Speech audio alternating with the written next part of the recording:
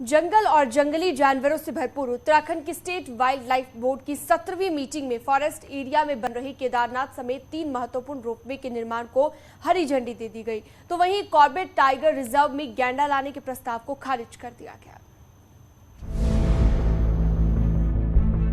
State wild life board के अध्यक्ष मुख्यमंत्री पुष्कर सिंह धामी की अध्यक्षता में हुई बोर्ड मीटिंग में कई अहम प्रस्तावों को हरी झंडी दी गई। इनमें रोपवे से जुड़े 3 महत्वपूर्ण प्रस्ताव भी थे। सोनप्रयाग से केदारनाथ 13 किलोमीटर, गोविंद घाट से हेमकुंड 12 किलोमीटर लंबे और हरिद्वार में हर की पैड़ी से चंडी देवी मंदिर तक प्रस्तावित रोपवे निर्माण को हरी झंडी दी गई। इन सभी के निर्माण में वाइल्ड लाइफ सेंचुरी या फिर टाइगर रिजर्व का एरिया आने के कारण अड़चन आ रही थी। इसके अलावा जमरानी बांध परियोजना के लिए 400 हेक्टेयर फॉरेस्ट लैंड सिंचाई विभाग को ट्रांसफर करने को लेकर भी मंजूरी दी गई। सोनप्रयाग से केदारनाथ का जो हमारा एरिया है उसमें रोपवे का प्रोजेक्ट अनुमोदित किया गया है और साथ ही में आपका गोविंद घाट से लेके हेमकुंड साहिब तक का भी जो रोपवे प्रोजेक्ट को जो है अनुमोदित कर नेशनल बोर्ड ऑफ वाइल्ड के लिए संस्तुति की गई है।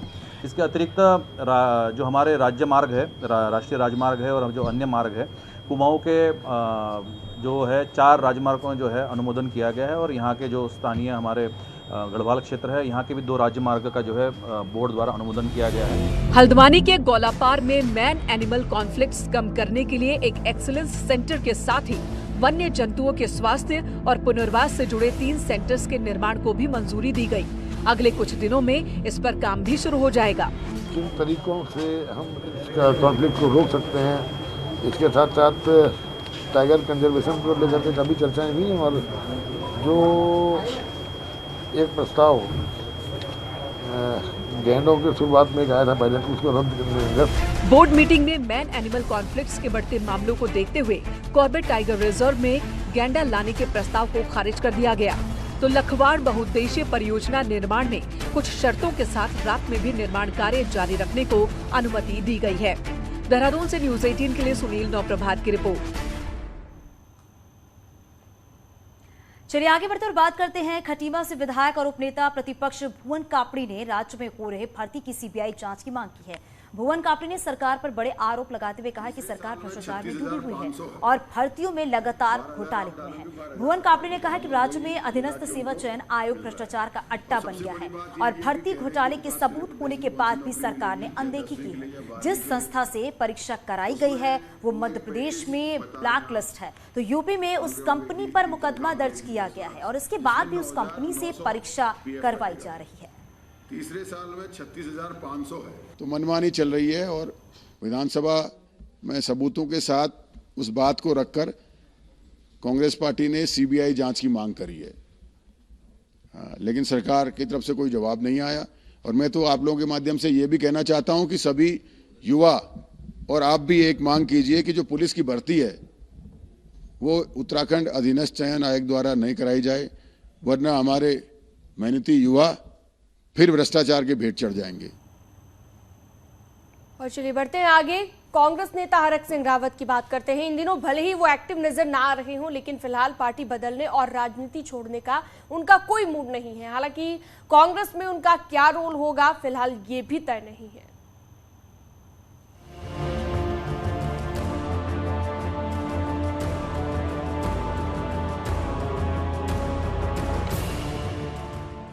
उत्तराखंड बनने के बाद ये पहला मौका है जब हरक सिंह रावत विधायक नहीं है। चुनाव से पहले बीजेपी से निष्कासित होने और कांग्रेस में आने के 5 महीने बाद भी हरक सिंह रावत का अता पता नहीं है। न ही वो कांग्रेस की मीटिंगों में दिख रहे हैं और न ही सार्वजनिक मंचों पर। हालांकि हाल ही में शादी में डांस वाला वीडियो उनका खासा वायरल हुआ था।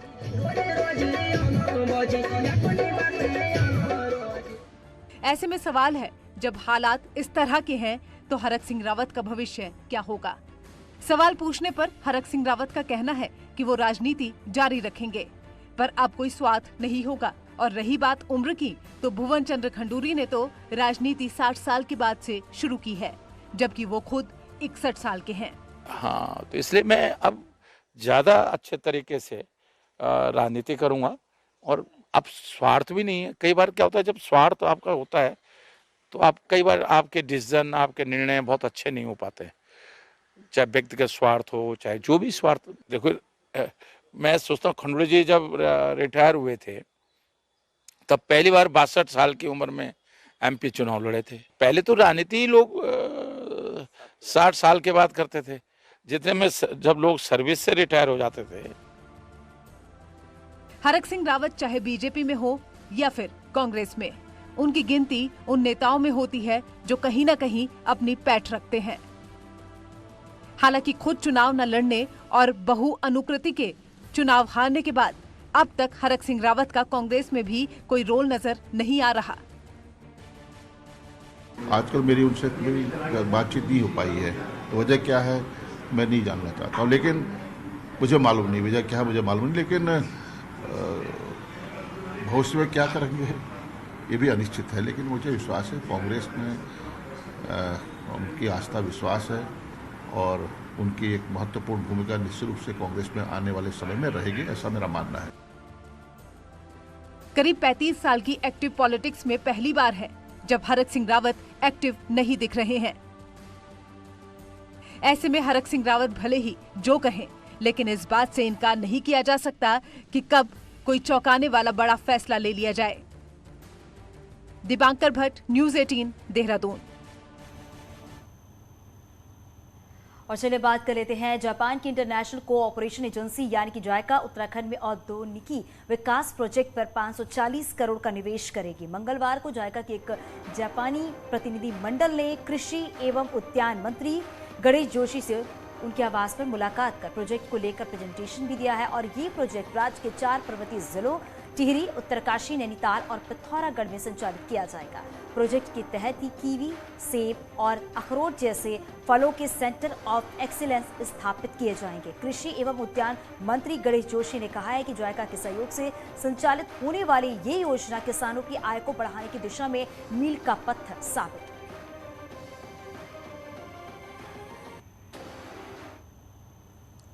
धामी सरकार के मंत्री इन दिनों अपना रिपोर्ट कार्ड बनाने में बिजी हैं। मंत्री 30 जून को सरकार के 100 दिन पूरे होने पर मुख्यमंत्री के सामने अपना रिपोर्ट कार्ड पेश करेंगे।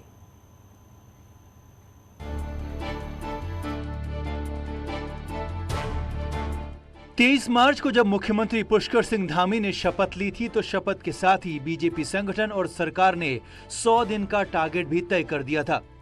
धामी 2 सरकार को 30 जून को 100 दिन पूरे होने जा रहे हैं, लिहाजा अब सरकार के कामकाज का रिपोर्ट कार्ड भी चेक होगा और इसके लिए मंत्री अपनी तैयारियों में जुटे हुए हैं। मैं हूँ निश्चित रूप से सभी मंत्रीगण अपने विभागों का प्रेजेंटेशन देंगे और जो जनता को समर्पित किया है इन 100 दिनों में उस सब की जानकारी देंगे।